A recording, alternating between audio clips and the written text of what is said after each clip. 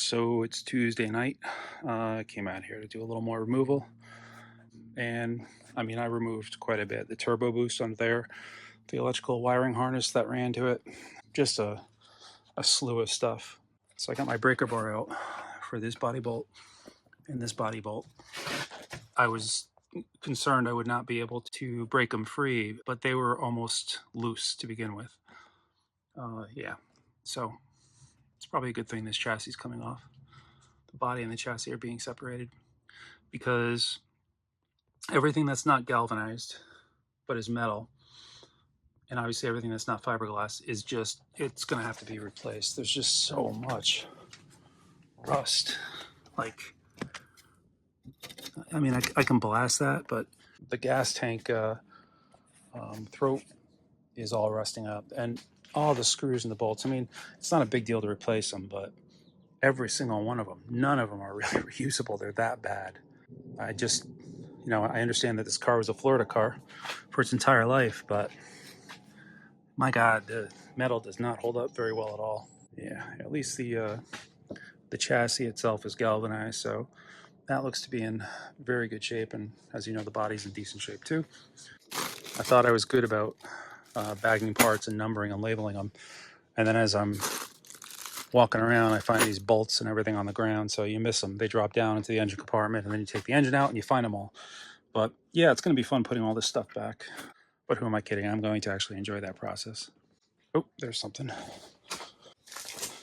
Yeah, right here. Look how rusted that is. Take it off and blast it and powder coat it, maybe, see if it holds up better. All right. There's this thing. I think this is just an evaporative emissions canister, maybe. I don't know. Stuff that came out tonight. This is for the firewall rail. That runs on the passenger side. Overflow canister. Here's the fuel-filled tanks or nozzles. You can see that the throat of those is rotting away. So this will likely be savable. This metal ring that sits on top won't be, but who cares? I can get another one of those. But this I'll bring somewhere to have it probably professionally blasted and powder coated. Maybe. Make sure it's not about to leak. Same deal. This is the passenger side, and I know it's the passenger side. I labeled it, but because the passenger side has two vents on it, and the driver's side only has one. I'm assuming this is the ECU. This is what sits on top of the passenger side fuel tank. There's the passenger side fuel tank upside down, but this sits on top of it, and that's where your ECU is mounted. Then there's sits in front of it like that. Labeled as many of the wires as I could.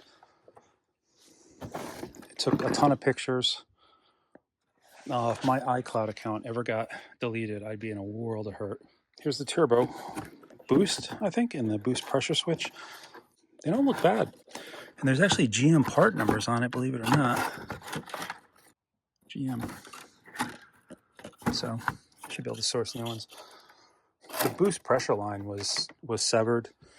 Lots of things were disconnected. I honestly don't know what was running on this car when the owner last parked it, because I found the charge cooler impeller was clogged, was disintegrated and clogged into the charge cooler itself. The fuel tanks, I showed you those, how bad they were. Oil in the, or antifreeze in the oil. Yeah. Otherwise, the wiring harness, except for a few select spots, there's spots like this where it comes out and you'll see it chafed. It isn't here, but it was on a couple wires that are still on the car, so that's going to have to be addressed. But ignition, yeah. This is the